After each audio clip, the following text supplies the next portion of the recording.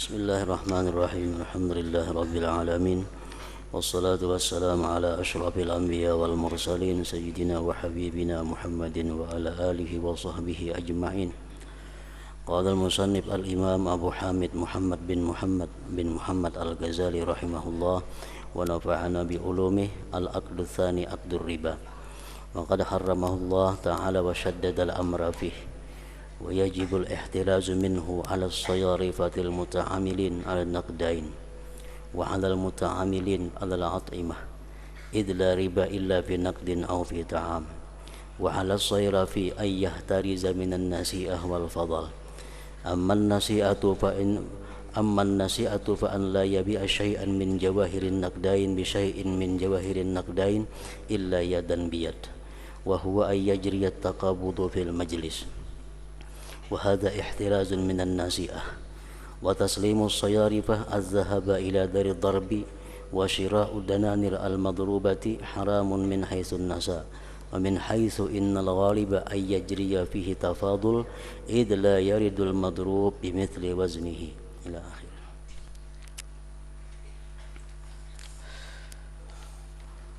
Akad yang kedua adalah akad riba. Sungguh Allah Ta'ala telah mengharamkannya,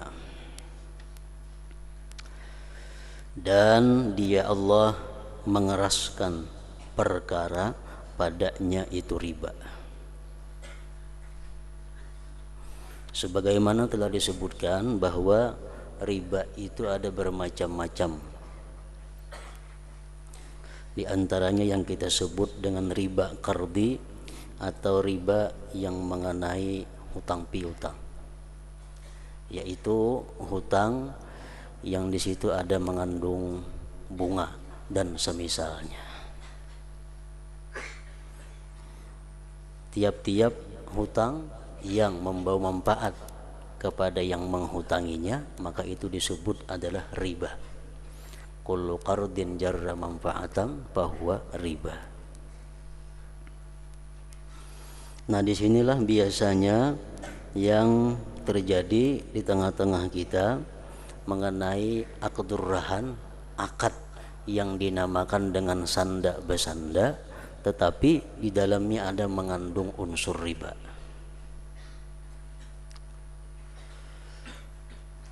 Sanda besanda yang mengandung unsur riba itu adalah apabila disyaratkan bahwa barang yang menjadi jaminan itu dimanfaatkan oleh orang yang menghutangi. Ini termasuk riba. Barang jaminan disyaratkan manfaatnya untuk orang yang menghutangi atau yang menyandai. Nah, itu termasuk juga hukumnya adalah riba. Misalnya kita menyandai sepeda motor dengan syarat kita yang memakai sepeda motornya. Itu praktik riba. Atau kita misal menghutangi orang dengan gadaiannya, sandaannya kebun. Kita makan buah-buahan yang di kebun itu, maka itu termasuk adalah riba. Jadi sanda itu di dalam fikih adalah hutang piutang nang ada jaminan, dan jaminan itu masih mutlak hak orang yang berhutang, masih mutlak hak orang yang berhutang. Namun orang yang berhutang ini kada boleh menjual barang sandaan itu sebelum ada restu yang menyandai. Mengenai pemanfaatan barang sanda itu tetap merupakan milik dari orang yang berhutang. Kita berhutang umpamanya jaminannya rumah. Rumah itu tetap ampunnya nang berhutang. Nang memakai tetap nang berhutang. Kita menyandaakan sepeda motor, artinya kita berhutang kepada orang dengan jaminan sepeda motor. Sepeda motor masih kita yang memakainya, karena itu masih milik kita. Nah, apabila kita mensyaratkan bahwa bila ikam hakun menyandain ini pakai aja sepeda motornya, nah ini sudah riba ngarannya.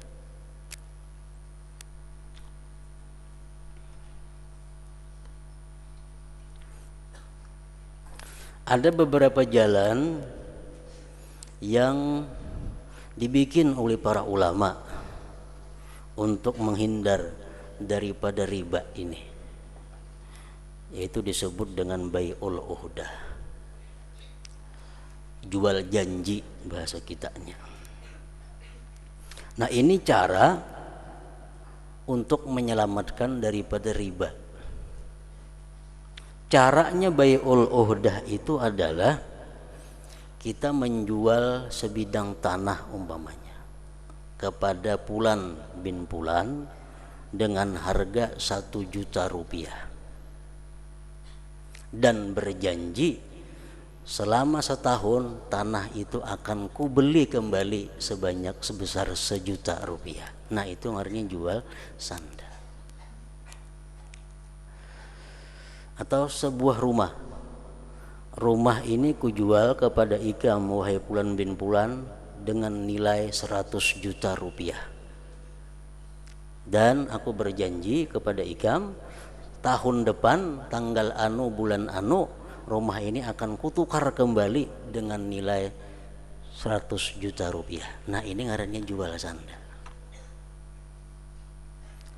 Apabila jual sanda itu otomatis ngarannya jual, nang menjual ini pindah pada rumah situ, ampun orang. Dan nang ngarannya jual beli itu ada akad, ada kabat dan lain-lainnya. Nah mengkabat rumah misalnya, itu rumah mesti dikusungkan daripada barang-barang milik kita, atau toko mesti dikusungkan toko daripada barang-barang milik kita. Nah kita kosongkan toko kita kosongkan rumah kita, lalu rumah dinaiki oleh orang nang menukari tadi. Nah terjadilah jual beli. Masalah kaina rumah itu hendak disiwa kembali oleh penjual tadi, itu bepandir bahasa pula. Itu pandir bahasa. Nah, bai'ul uhdah ini pun perjanjian itu diletakkan di luar akad. Jangan dimasukkan ke dalam akad. Kalau dalam akad tuh kada sah. Artinya waktu akadnya kaina rumah ku jual lawan ikam 100 juta rupiah, tukar 100 juta rupiah titik. Perjanjian nang kaina setahun ku tukari pulang tuh di luar itu perjanjiannya. Jangan dimasukkan dalam bingkai akad, jangan. Lalu barang nang sudah ditukari tadi tasarah pemiliknya ditukarinya kayaknya tahun dudinya kada hakun lagi menjual, itu mananginya sampai setahun. Nah rumah nak tukari kembali, aku rasa sayang aku kada jadi jual, rumah ini nyaman, itu kada kau mengganggu gugat menurut hukum agama. Atau hendak dijualnya ke lain sah, bisa ditukarnya 100 juta murah, ada orang 200 juta menukar jualnya ke lain sah menurut agama. Nang menjual pertama ini ada kekuatan untuk melarangnya karena sudah jual beli. Nah itu ngarannya bai'ul uhdah. Itu satu-satunya jalan yang dibikin oleh para ulama fikih agar menyelamatkan daripada riba. Jadi rumah kayak apa mun ku jual lawan ikam 100 juta, kayaknya setahun ku tuh hari pulang 100 juta. Cuma amun ikam rumah itu sudah ikam tukari, kayaknya aku nyiwanya lah sebulan misalnya 200 ribu. Ayo ha, iris. Nah, habis sudah. Kayaknya hanya bakat. Rumah ku jual lawan ikam 100 juta rupiah. Ku tukar 100 juta rupiah. Tuntong bakat kalau warakan barang rumah semuaan. TV, ranjang, tilam, lemari, habis ke halaman dibuka. Nah, naik nang tukang tukari sebagai mengkabat. Nah, amunnya hendak menyiwa pulang bakat bahasa, nah rumah nang ku jual lawan ikam tah aku pulang ku siwa nah. Ku siwa sebulannya misal 200 ribu rupiah. Ayo ha, ku siwakan sebulan 200 ribu rupiah siwa. Nah, naik pulang barang, naik akan pulang barang ke dalam rumah. Itulah jual uhdah ngarannya bai'ul. Nah, ini dibenarkan di dalam ilmu fikih. Salah satu cara untuk menghindari riba tadi. Amun langsung aja nah, hikam kusandai tanah hikam nah, kusandai rumah hikam 10 juta, langsung diganai. Nah, ini riba sudah. Kusandai sepeda motor nah 5 juta, nah sepeda motornya Pak hikam, riba sudah itu. Karena mengambil manfaat daripada orang nang dihutangi. Si nang menghutangi ini mengambil manfaat daripada orang yang dihutanginya. Jadi bai'ul udah tadi dipakai di situ. Ada beberapa ulama lagi membikinkan satu cara untuk menghindari riba. Mereka menyebutnya dengan cara nazar. Dengan cara nazar. Apakah cara ini boleh atau kada, itu ada terjadi perselisihan pendapat para ulama. Yang tadi dengan jual uhdah ngarannya. Ada ini dengan nazar. Nah, ikam hakun lah mahutangi aku duit 10 juta. Bila ikam hakun mahutangi aku 10 juta, aku benazar mainjami ikam sepeda motor nina sampai aku lunas hutang. Ngarannya dengan jalan nazar. Ikam hakun lah mahutangi aku duit 100 juta. Bila ikam hakun mahutangi aku 100 juta, aku bernazar kepada Allah nah mainjamakan rumah tu lawan ikam sebuahan, pakai aja ikam. Nah, dihutanginya 100 juta. Otomatis rumah diganai oleh nang mahutangi karena nazar si bahutang macam tadi. Nah, apakah boleh cara macam itu? Menurut sebahagian ulama itu dibolehkan. Menurut sebagian ulama lagi, diantaranya Al-Habib Abdullah bin Alawi Al-Haddad mengatakan bahwa yang demikian itu lebih berat daripada riba.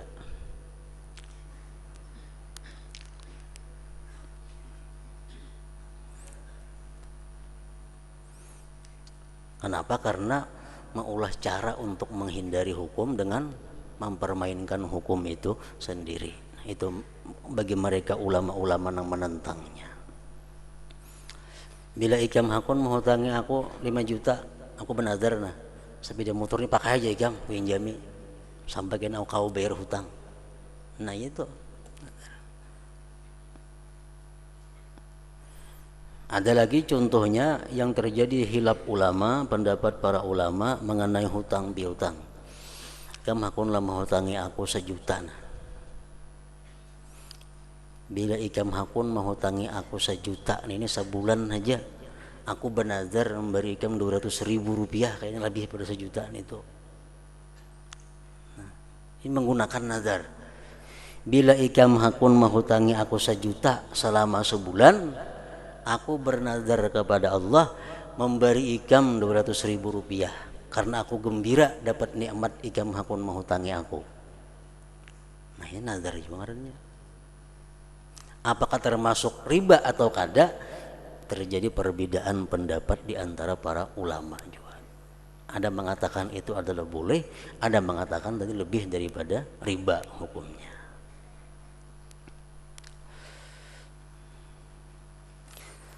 Nah, adapun yang sepakat ulama tentang kebolehannya, khususnya ulama-ulama di lingkungan Imam Syafi'i atau mazhab Syafi'i, kita berhutang 1 juta rupiah sebulan, dihutangi orang 1 juta.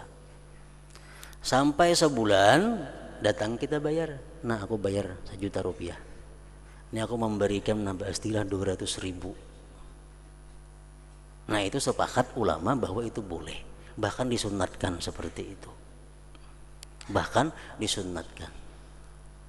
Kada ada kisah bunga, kada ada kisah apa, berhutang bang duit 1 juta.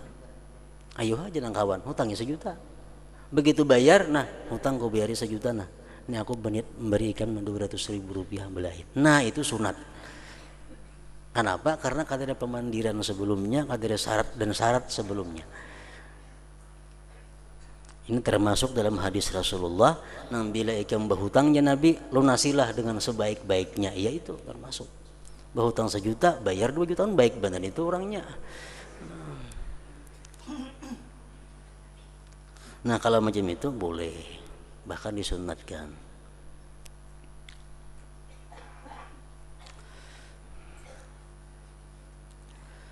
Kenapa ulama banyak memberikan jalan untuk menghindari riba itu? Karena riba ini adalah sesuatu dosa yang sangat besar. Dalam sebuah hadis yang sahih disebutkan oleh hadis yang riwayat Imam At-Tabarani, dirhamu riba ya'kuluhu ar-rajul wa huwa ya'lam asyaddu indallah min 36 zanyah. 1 dirham riba, 1 dirham riba yang dimakan oleh seseorang, sedangkan dia tahu pada itu riba, itu dosanya lebih besar di sisi Allah daripada 36 kali perzinahan. Lebih besar dosanya daripada 36 kali perzinahan.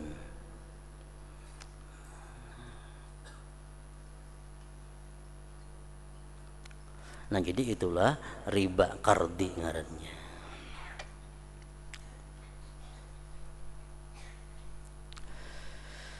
Dan wajib memelihara diri daripadanya riba atas para pedagang emas dan perak yang bermuamalah, yang berjual tukar pada emas dan perak, dan atas orang-orang yang bermuamalah pada makanan, menjual makanan, barang makanan. Itu mesti hati-hati juga, wajib memelihara. Karena tidak ada riba kecuali pada uang emas perak atau makanan. Menjual selawar, menjual tapih itu kada ada ribanya. Kalau berjual emas, perak, barang makanan, ini ada unsur riba di dalamnya. Maka itu wajib memelihara diri daripadanya bagi para pedagang-pedagang yang menjual emas, perak, atau makanan tadi.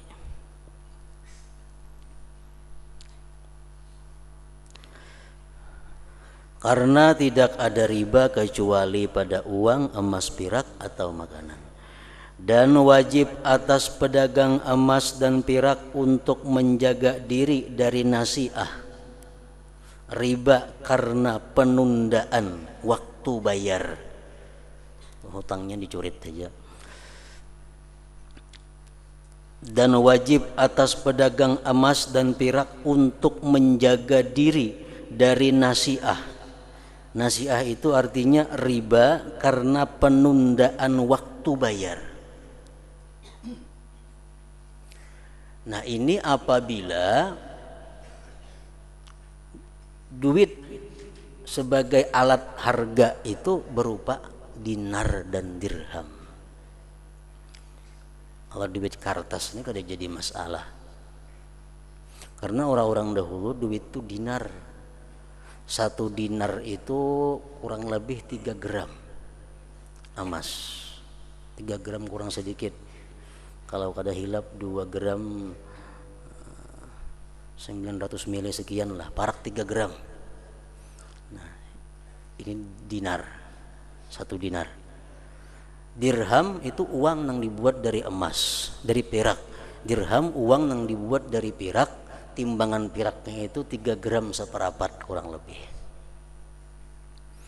Nah, jadi kalau kita menggunakan duit dinar, kita menggunakan duit dinar atau duit dirham, nukar emas, cincin, kalung, itu mesti pembayarannya langsung. Kada boleh tertunda. Langsung begitu akad langsung bayar. Nah, kita nukar emas sedangkan duitnya berupa dinar atau dirham. Kalau duit kertas ini lain kisahnya. Kertas kada termasuk ribawi. Itu disebutkan oleh Said Bakri dalam kitab I'anah Talibin bahwa ini duit kertas kada termasuk ribawi. Nah lain sekarang pokoknya kita berapa emas 300.000 segram, nah, tukarlah jual duitnya kena isok, nah, itu kada riba. Bila nang memaham riba itu salah, nang bujurnya itu kada riba. Demikian ujar Imam Sayyid Bakri dalam I'anah Talibin. Kenapa? Karena yang digunakan alat bayarnya ini kertas duit. Lain orang dahulu alat tukar itu dinar dan dirham. Dinar emas, dirham pirak bahannya. Ditukarakan pulang ke emas atau ke pirak, nah itu mesti kuntan. Berapa emas galang nih harganya? Ujarna ampun toko emas ini harganya 5 dinar. 5 dinar. Ayo nukarna, kutukar 5 dinar nih sekian. Itu langsung begitu ambil galangnya unjuk 5 dinar. Amun duitnya kayaknya ambilkan ke rumah dulu, nah kada boleh, itu riba ngarannya. Atau pirak, berapa galang ini harganya? Galang emas atau galang pirak kabarang aja berapa harganya? Ujar ampun toko 10 dirham. Ayo aku tukar 10 dirham. Memang duitnya kayaknya lah kamarian, kada kawa. Kenapa? Karena duit yang digunakan untuk bayar itu dirham. Nah lain kertas. Berapa galang ini harganya? 5 juta. Ambil ya, tukar 5 juta. Duitnya kena kamarian. Nah itu ada apa-apa. Karena 5 juta. Lain 5 dinar atau 10 dirham tadi.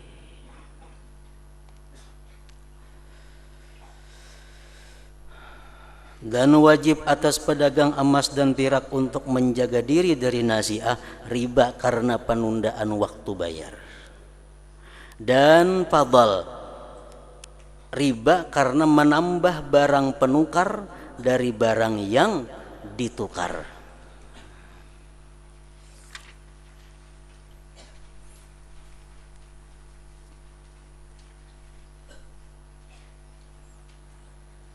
Berapa emas ini? Berapa gram galang ini? Galang ini 5 gram atau 10 gram. Nah, karena pembayarannya dengan dinar itu mesti 5 gram juga, jangan lebih. Jangan lebih. Berapa ini utas? 10 dirham. Berapa gram kurang utasnya itu? Utasnya 5 gram. Nah kayaknya dirhamnya itu mesti 5 gram juga. Jadi mesti sama timbangannya dan kuntan pembayarannya.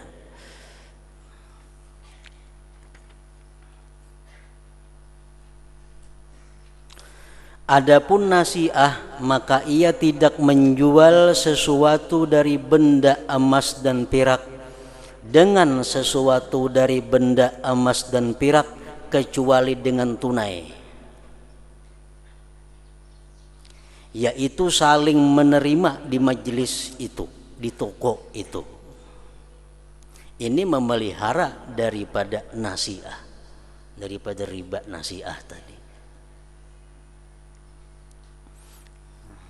Berhuruf sama aja kita ada bisi galang hendak model nang lain itu berapa gram punikam tuh 5 gram ampun kon ini ada pun di rumah 5 gram juga sama berhuruf kawalah kawa. Nah itu mesti kuntan unjuk ambil, nah, ada boleh kayaknya sebutingnya.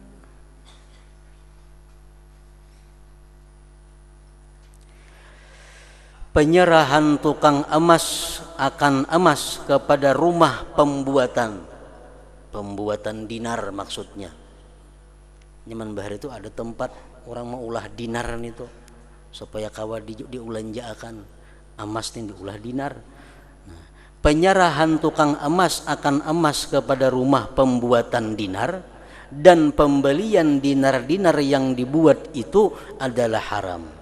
Dari segi penundaan dan dari segi biasanya berlaku padanya saling berlebih karena yang dibuat itu tidak datang seperti timbangannya.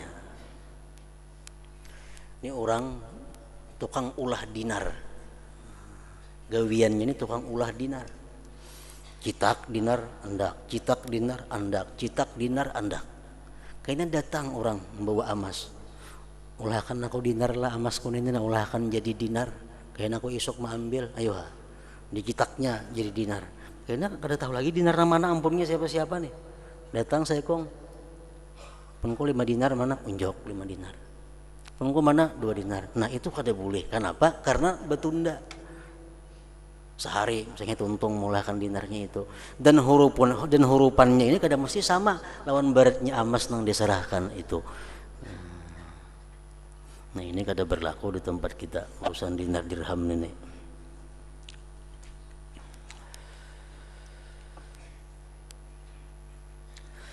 Adapun fadal maka ia memelihara daripadanya pada 3 hal, yaitu 1, pada penjualan barang yang pecah dengan yang baik, maka tidak boleh muamalah pada keduanya kecuali dengan semisal sama artinya.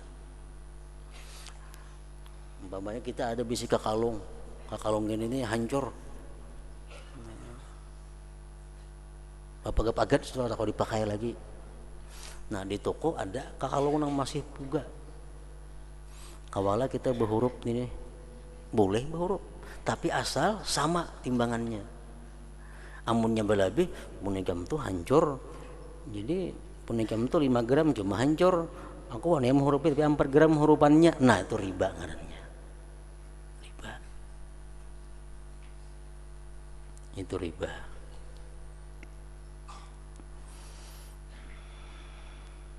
Kalau sama aja pada 5 gram kada jadi masalah.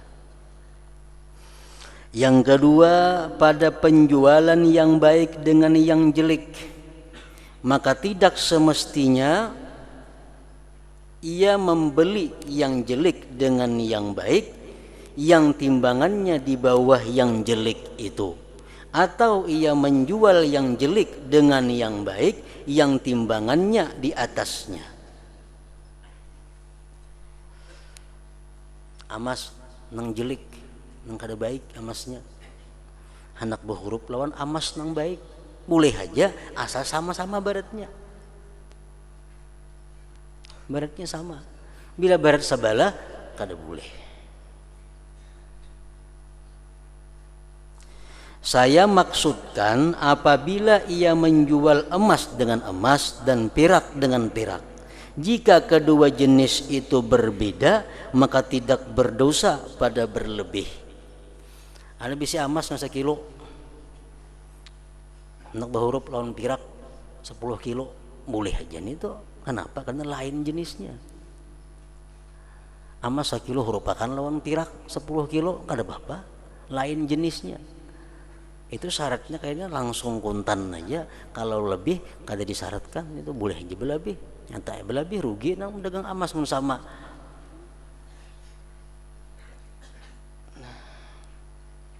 Maka tidak berdosa pada berlebih. Jika kedua jenis itu berbeda, pirak lawan emas misalnya dihurupakan, maka tidak berdosa pada berlebih.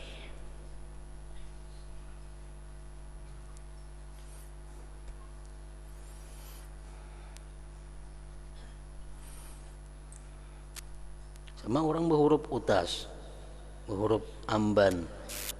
Berhuruf berapa? Berhuruf betimbang kada, apakah langsung berhuruf? Kada timbangan ampunnya berapa, timbangan seorang kada tahu berapa, dihurupakan, nang menambah kanang kada kah, itu riba ngarannya. Kenapa? Karena kada tahu hitungannya berapa gram pun seorang, berapa gram pun orang.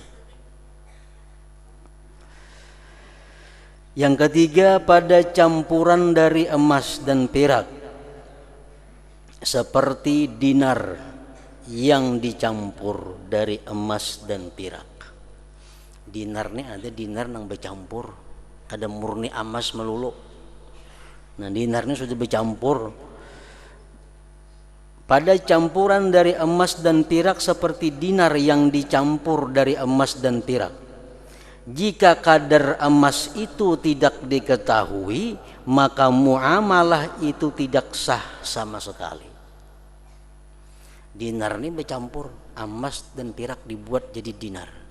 Cuma kada tahu berapa kadar emasnya, berapa kadar peraknya kada tahu. Nah itu kada kawa dijadikan duit. Kada kawa diulah alat untuk belanja.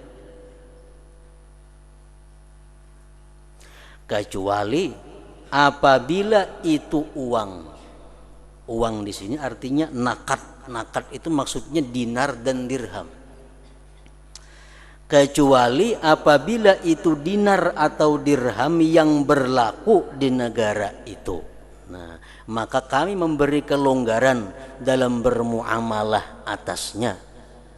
Kalau dinar dan dinar nang bercampur itu sebagai alat belanja di negeri itu misalnya, itu kami beri keringanan aja untuk dijadikan alat jual beli.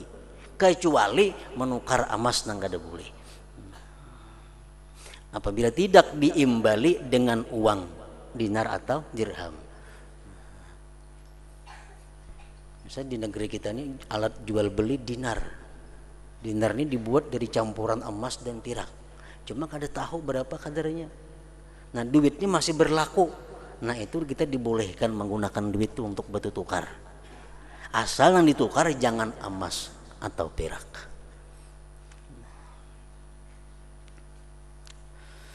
Demikian juga dirham-dirham yang dicampur dengan tembaga, jika tidak laku di dalam negeri itu maka muamalah atasnya tidak sah, karena maksud daripadanya itu adalah piraknya.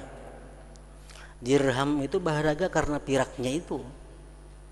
Nah, bila dirham bercampur lawan tembaga, kalau diketahui kadarnya berapa, sedangkan pirak itu tidak diketahui, maka kada sah digunakan alat jual beli. Jika dirham itu laku di dalam negeri, niscaya kami memberi kelonggaran, rukhsah di dalam bermuamalah, karena hajat dan keluarnya pirak dari maksud mengeluarkannya. Tetapi sama sekali tidak bisa ditukarkan dengan potongan pirak yang lain. Dirham ini bercampur antara pirak dan tembaga. Itulah duit yang berlaku di sini. Berapa kadar piraknya kada tahu. Nah, itu kawah aja dipakai untuk jual beli, asal jangan ditukarakan ke pirak. Bila nukar pirak kada boleh, riba jatuhnya. Demikian juga setiap perhiasan yang tersusun dari emas dan perak, maka tidak boleh membelinya, tidak dengan emas dan tidak pula dengan perak. Ada galang. Galang ini diulah dari emas dan perak. Nah, dari emas dan perak. Kada boleh kita nukar barang itu dengan dinar atau dengan dirham, kada boleh.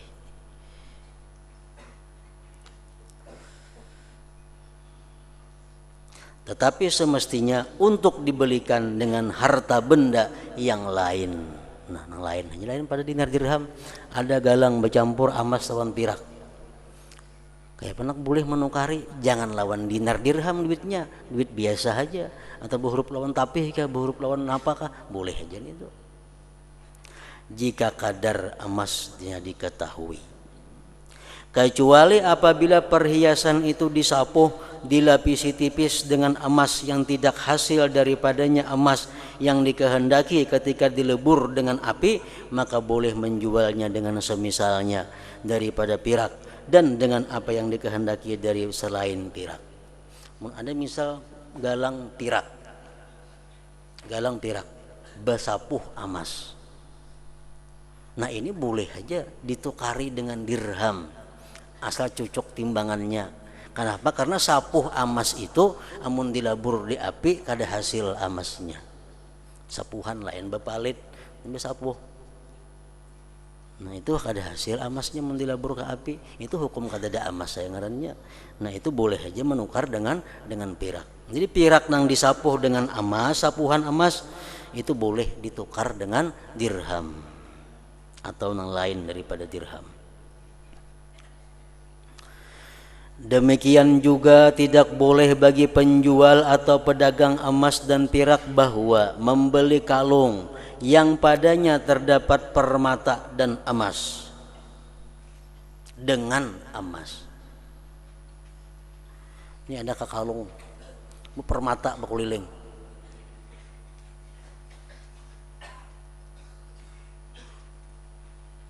Kada boleh ditukari dengan dinar. Kada boleh ditukari dengan duit dinar. Demikian juga tidak boleh bagi penjual pedagang emas dan perak bahwa membeli kalung yang terdapat permata dan emas dengan emas dan tidak juga menjualnya. Tetapi gantiannya bahkan itu, tetapi dengan perak secara kuntan boleh jika tidak ada padanya perak. Nah, ini kalung emas dan permata jadi satu, ditukari kalung emas permata tadi lawan dinar lawan dirham boleh aja itu asal kuntan. Nah, karena emas lawan perak kada disyaratkan sama, disyaratkan kuntan aja. Dan tidak boleh membeli pakaian yang ditenun dengan emas yang hasil darinya emas yang dimaksud ketika dilebur atas api dengan emas. Misalnya ada kain nang begirap-girap, girapnya dibuat dari emas, emasnya kalau diambil. Nah tapi nang begirap-girap lawan emas itu kada boleh kita jual, kada boleh kita tukar dengan dinar, kada boleh, karena kada tahu timbangan ukurannya. Dan boleh dengan perak dan selainnya. Nah jadi itulah kewajiban-kewajiban yang dijaga, yang diperhatikan oleh orang-orang yang berdagang emas. Nah, dengan adanya kita duit kertas ini sangat memudahkan untuk jual beli emas. Jakanya kita duit menggunakan dinar atau dirham, maka sangat sulit orang melakukan transaksi atau jual beli emas. Karena harus tahu ukurannya berapa, tahu timbangannya berapa, kadarnya berapa. Adapun orang-orang yang bermuamalah atas makanan, maka wajib atas mereka saling menerima pada majelis, pada toko. Orang yang bermuamalah atas makanan, maka wajib atas mereka saling menerima pada majelis. Berlainan jenis makanan yang dijual dan yang dibeli atau tidak berlainan.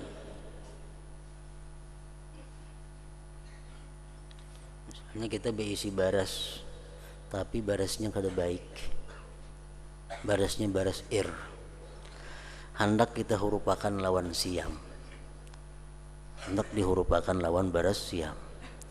Nah menghurupakan itu boleh, cuma salah satu syaratnya adalah langsung, jangan bertunda. Begitu kita ambil baras, unjuk barasnya, ambil siam, unjuk baras hurupannya ir, langsung. Nah kedua sama takarannya atau timbangannya. Kalaunya kita berhuruf umpamanya baras siam ampun ku salitar, ikam ir tengah 2 liter, itu riba ngarannya.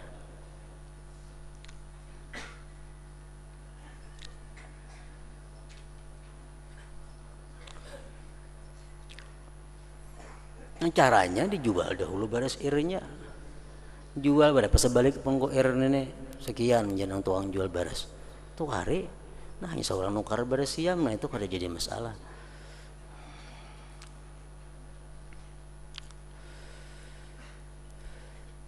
Jika sama jenisnya baras dengan baras itu sama jenis. Baras lawan gandum lain jenis, baras lawan jagung lain jenis. Ini baras dengan baras.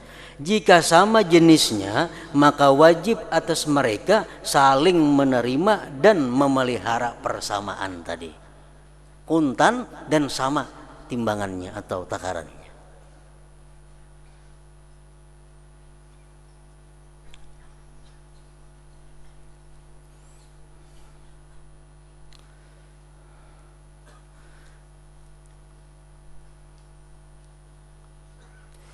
Maka wajib atas mereka saling menerima dan memelihara persamaan. Dan yang teradat dalam masalah ini adalah muamalahnya penjual daging dengan diserahkan kepadanya kambing atau sapi dan dibelikan dengannya akan daging kuntan atau bertimpo, maka itu adalah haram. Kita besian sapi, kita hurupakan lawan daging sapi kol, Daging sapi kol dihurupakan lawan sapi seikong, itu riba hukumnya. Kenapa? Karena daging yang di sapi itu kada kawa diketahui berapa beratnya dengan pas. Kada kawa. Kalau kita berhuruf daging yang sama pada 1 kilo, kuntan kada jadi masalah.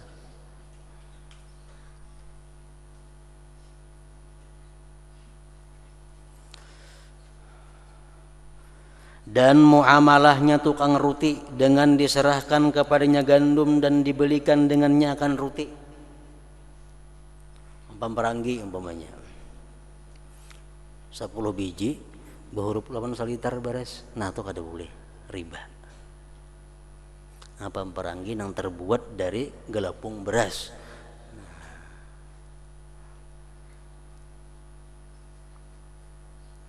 Ada orang menjual pundut atau lapat umpamanya, duit habis ada beres salitar bisi berhuruf lagi kita kada kawa. Kenapa? Karena kada tahu kadarnya nang pundut itu berapa beresnya, lapat itu berapa beratnya kada tahu. Kada kawa dihurupakan.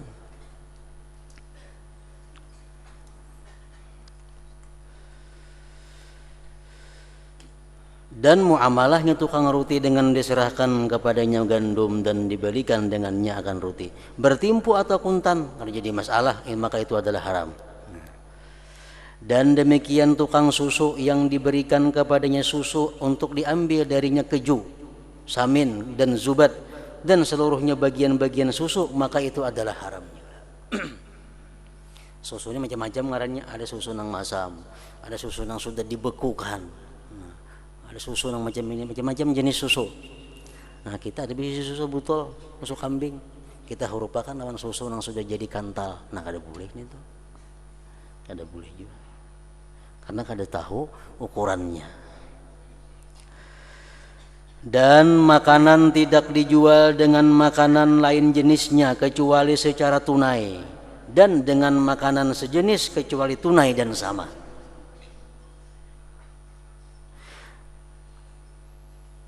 Baras dengan baras mesti sama takarannya atau timbangannya dan kuntan. Baras dengan gandum itu kada wajib sama ukuran takarannya, cuma wajib kuntan aja.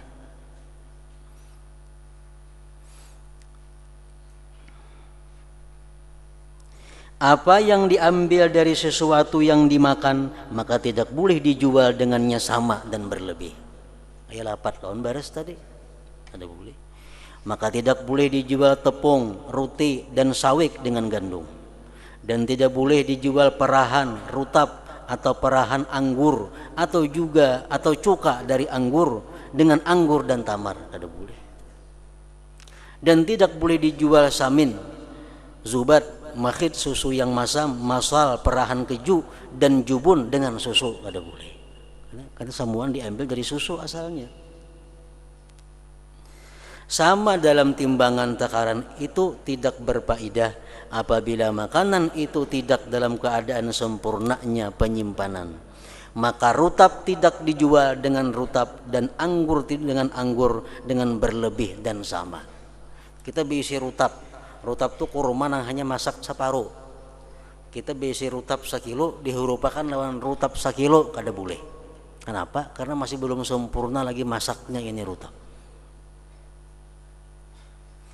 Nah, jadi kesimpulannya dalam hal ini, amas dengan amas itu mesti kuntan dan sama timbangannya. Emas dengan perak kada wajib sama timbangannya, tapi wajib kuntan. Beras dengan beras wajib sama takaran atau timbangan dan kuntan.